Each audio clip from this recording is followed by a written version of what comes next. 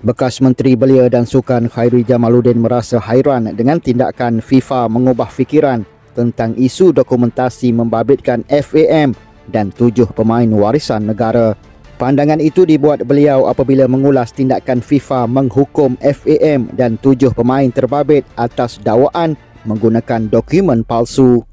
Khairi yang juga bekas timbalan Presiden FAM merasa hairan mengapa FAM dikenakan tindakan sebegitu rupa daripada badan induk bola sepak antarabangsa itu.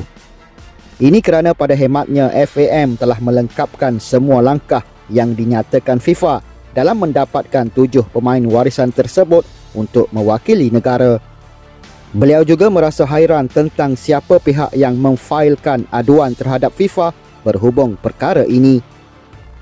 Pelik, FIFA sudah memberi kelulusan seperti yang ditunjukkan dalam proses. Ini bermakna FIFA sudah mengkaji semua dokumen dan telah membuat penilaian wajar sebelum membenarkan 7 pemain ini bermain untuk Malaysia.